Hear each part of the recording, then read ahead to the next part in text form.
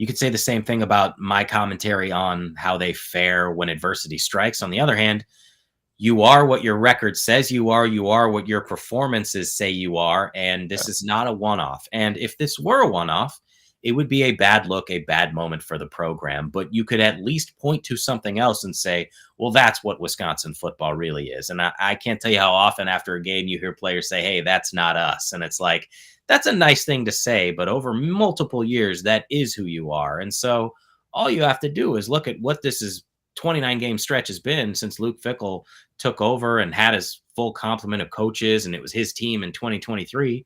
And as I said on the camp, find me the games that they won of consequence. They beat Minnesota in the regular season finale 2 years ago, and that game always matters, but that Minnesota team finished with the losing record. They've had 8 losses that you could say that was an embarrassing moment for the program under Luke Fickell. And I laid them out on the show, so I won't go over them again. But when those types of performances stack up, then I think it's fair to question the team's mindset. And I also think Luke Fickell himself acknowledged it after the game, that when these things tend to happen, they just do not do very well. And ultimately, the players are the ones that have to go out and perform, but that's a reflection on the coach. Everything starts with the head coach, and he's responsible for having these guys prepared to face whatever's going to happen. And it's not worked so far. What is Luke Fickell supposed to do? I wish as someone who is, I'm an opinion. I mean, I fill time on the radio. This job is not that important, but I guess in like I give opinions, I watch things, and then I share how I feel and then take calls and talk to guests. I don't know, like, what am I supposed to say? What take am I supposed to say about Luke Fickell? Like, he needs to do this, or he's doing a bad job at this. Like, what is he actually supposed to do? It seems like he's just completely out of answers and ideas at this point. I think it was noticeable even 2 years ago and definitely a year ago that no matter what we ask him, there's just not a real definitive answer. And I don't mean that in that they haven't searched for answers, but that nothing has worked. And so I can't put myself in his shoes and say, this is what I would tell the media and this is what I would tell the team. I think ultimately the decisions you've made have been missteps along the way that perhaps in the moment you thought were right and ultimately were wrong. Because again, you go back to when he was hired and it was, wow, Wisconsin just got Luke Fickell, one of the hottest coaches in college football, the only coach who led a non-power 4 team to the 4-team college football playoff. That's amazing. But the further you get into it, the more it's like, well, it's not that you can't be an outsider and have success, but he clearly didn't know much about this program and understand it. And I said, if you were looking for a silver lining and wanted to give credit, it's that he was willing to try something different by bringing in an air raid offense. And in retrospect, you can see that didn't fit here. And now you're on to your second offensive coordinator. It's hard for me to say what he should be doing. It doesn't help when you've had an injured starting quarterback all 3 years. But at a certain point, you also have to say, you've got to have good enough players who can overcome things like that. And there's 10 other guys on the field offensively, and there's 11 other guys defensively, and there are plenty of mistakes that are happening outside of quarterbacks. So it just feels like everything he's tried, everything hasn't worked. And ultimately, here's what I come back to, Grant, is a question of what are they better at now than 3 years ago? Where has there been improvement? Run defense has been real good. They're third in the country in run defense. Unfortunately for them, the last 2 games, that's because the other team hasn't needed to run the ball. They've been able to air it out. You had a freshman quarterback in Malik Washington throw for 250 plus yards, a couple touchdowns, no interceptions, and you weren't able to make him uncomfortable. So it's just across the board. Nothing is better. And maybe it's like development of players. And I know that's harder than ever now.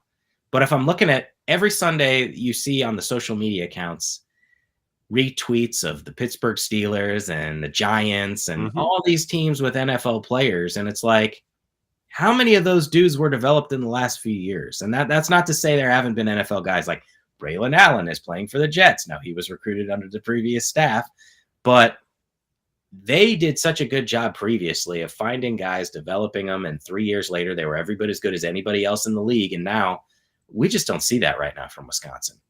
Well, and Luke Fickell not having answers and there not being a clear and obvious sign of progression or improvement.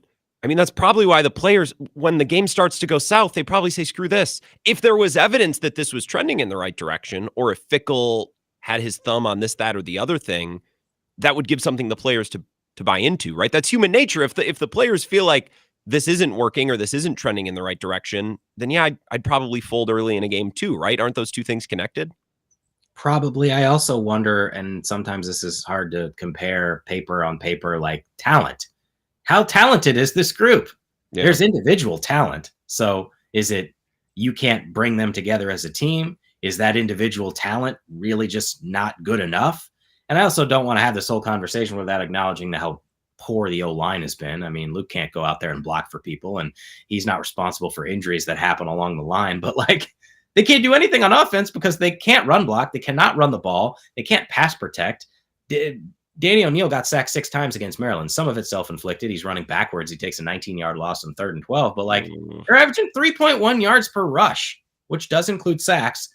But a year ago, when they fired an offensive coordinator, they averaged 4.4 yards per rush. That is just 3.1 is unheard of for Wisconsin. And if you can't do that well, which is supposed to be the one thing you could do well to start out with, everything falls apart. Well, you've covered this team a long time, and there's been a lot of excellent O-lines, and you've watched that development. What are they lacking right now, specific with the O-line that was so prominent and so successful for so long? It's tough. Experience, that's not ideal. And is that a byproduct of just how college football has changed? You're just playing younger guys? You know, it's a lot of different things. I think about, and this is kind of anecdotal, right? But like, okay, they brought in Nolan Rucci and Trey Wettig, and granted, those guys were not having the roles that they wanted to play, but long time ago, guys would have stuck it out and eventually played. And I'm not saying they made a wrong decision. I think they made a right decision. They ended up going somewhere else and being able to play, but you lose some foundational 4- and 5-star guys, and then you're trying to fill those holes. And just the transfer portal in general, I mean, there are good things about it, but you're also taking a risk. You needed somebody because you had an injury to Kevin Haywood, but you brought in Davis Heinsohn, and it was a risk. He was 6'5", and you were putting him at tackle, which even AJ Blazik acknowledged in fall camp. That's not prototypical tackle length, and it didn't work in game 1.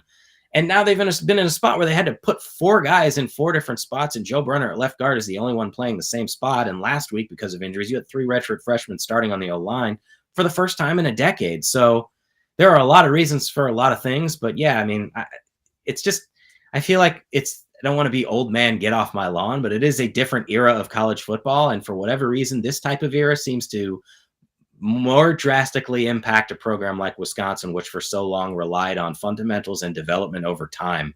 And now that's harder than ever to achieve.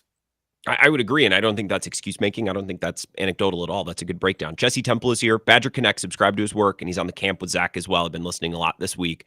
So the rest of their schedule is, as we've chronicled for months, it's really, really hard. The way that I've been talking about this on my show, and tell me if I'm wrong or add to this, they don't want to fire. They don't ever want to fire a coach. They don't want to fire Luke Fickell this year. Like, ideally, Luke Fickell is leading the program and it's in a better direction week 1 next season. But Jesse, if they don't win another game, or let's say they win 1 game the rest of the year, like, doesn't it get to a point where they don't have a choice? Man, it's a really tough spot for this program right now, because you're right. Chris McIntosh obviously came out and offered his vote of confidence in Luke Fickell, which I think you can take that with a grain of salt. The alternative is saying nothing, which only fuels further speculation. Ultimately, you have to win, but his buyout would be such that it's prohibitive. It's $25 million at the end of the year. And I realize you can negotiate less money. That's what they did with Paul Chryst. But just 3 years ago, you gave a coach double-digit millions of dollars to go away. $25 million would be the second largest buyout for a head coach in the history of college football. Jimbo Fisher takes the cake at Texas A&M, but number 2 right now is Gus Malzahn at Auburn in 2020, which was like $21.5 million. That is an astronomical amount of money. And at a place like Wisconsin, it feels like even more. Now, would you have to have the masses so riled up that people would be either willing to cover the costs, or I don't know what that would look like. Ultimately, I think he will still get to year 4.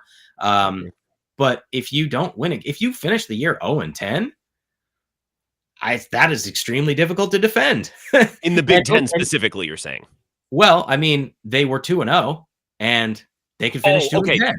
Okay, I gotcha. You lose the 10 remaining games. Yep. Yes, right. So that's very difficult to defend. And I think what you don't want, and Zach and I have talked about this, there's anger right now, but at a certain point, there's apathy. And that is the worst thing that can happen. When fans give up on you, you're not winning them back unless you do something magical. And right now, it's hard to see that happening. Did you and Zach discuss, or have you guys covered the Barry Alvarez comments at all in your podcast? We did. So we did our Sunday post Maryland game show, and then we did a Tuesday show talking about that. Obviously, him calling out fans and saying what he did about booing. And I mean, you just can't do that. And I understand he's coming from a good place because he's passionate about this place. And hell, the dude built it into what it is now.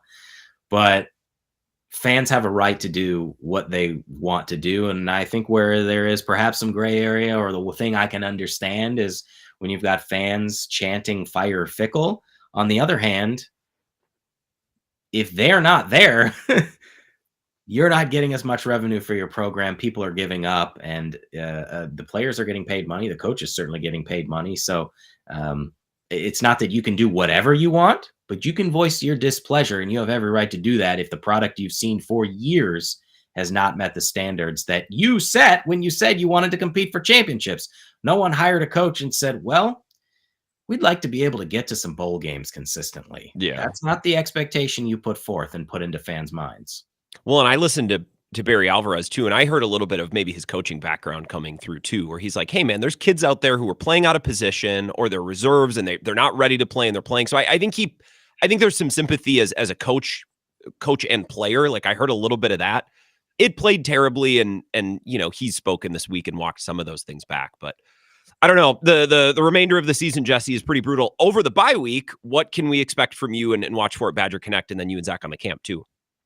Yeah, well, I cover more than just football, which I suppose I should say thankfully right now. I know there's a lot of anger with football, but I have a one-on-one on Friday with Mark Johnson. Women's hockey is the #1 team in the country. They're coming off their 8th national championship under Johnson. And next week I have some basketball content. The next Badger Bites is an attempt to run the Bascom Hill with the basketball team. It did not go well, which was expected, but I'll also have a companion piece on the history of the team running the hill. I had a chance to talk to Bo Ryan, Greg Gard, and a handful of other people for that. So you can check that out at Badger Connect. And in a week and a half, they have to go down to Michigan and play some football. So we'll have more coverage on that as well. At the big house. Well, at least you didn't pop an Achilles on the hill. I feel like, hey, if you didn't massively hurt yourself or fall on your face, like if I could get through it without doing either of those things, I would have been happy. So appreciate your time, Jesse. We will talk to you next week and get ready for Michigan, I guess. I'll talk to you next week.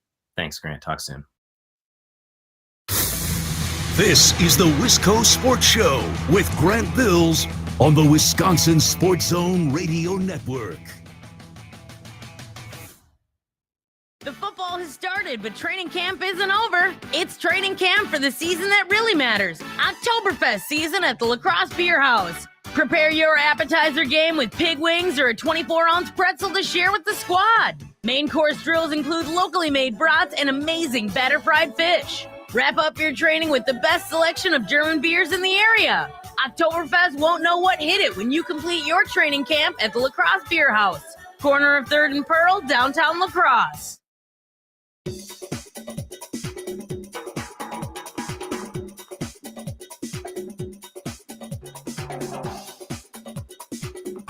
The Wisco Sports Show will resume in 3 minutes.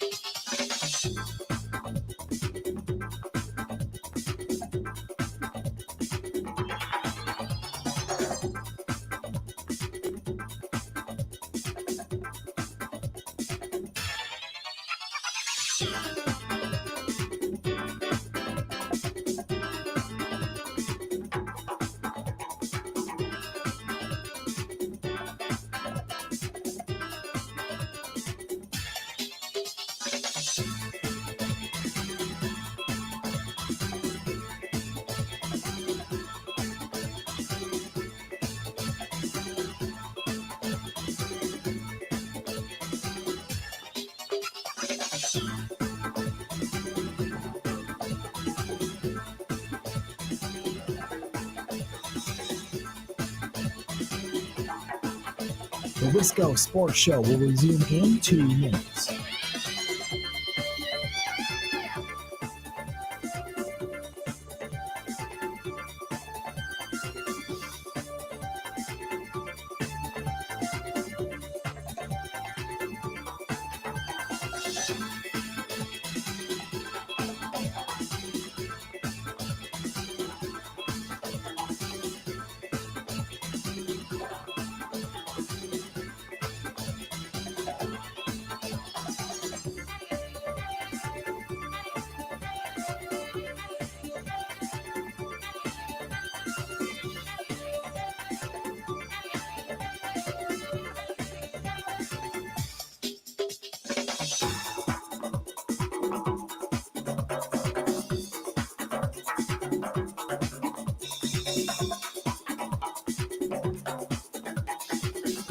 The Wisco Sports Show will resume in 1 minute.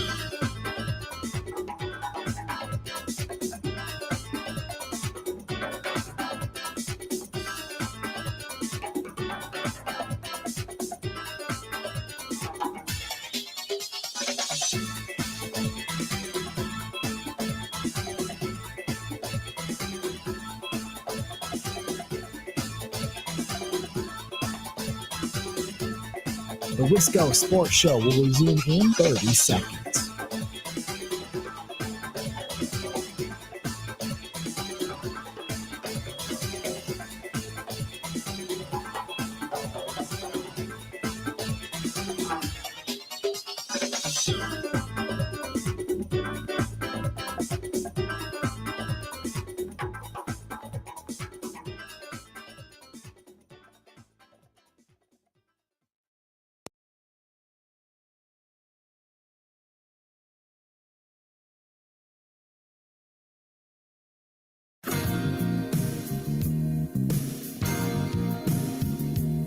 Last couple minutes, the Wisco Sports Show. The Brewers and the Padres starting to wrap up. Abner Uribe's on with a 2-run lead in the bottom of the ninth. Danny Jansen hit a home run. Could it be his Jonathan Scope moment? Maybe. I've been waiting for him to have his moment. Of course, the pride of Appleton. How cool is that to hit a home run for the team that he cheered for growing up? It's a joke, of course. He admitted that he grew up a Cubs fan, which is something I would have kept to myself, but whatever. I'm not Danny Jansen.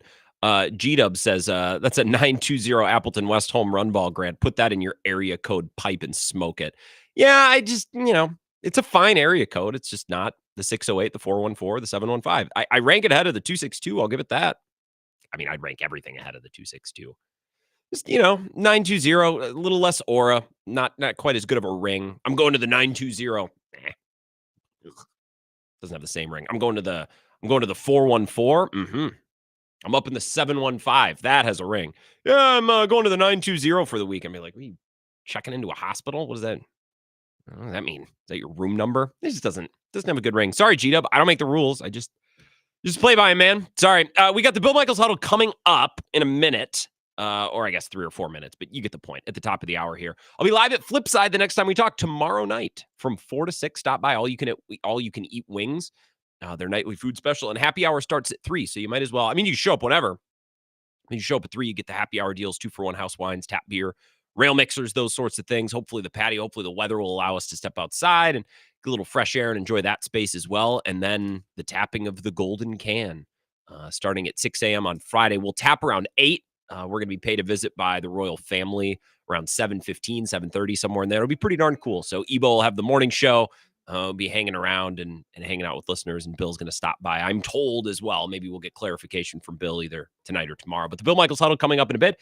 Thank you for listening, participating. Very fun, lively show. I will talk to you tomorrow. See you at Flipside in La Crosse.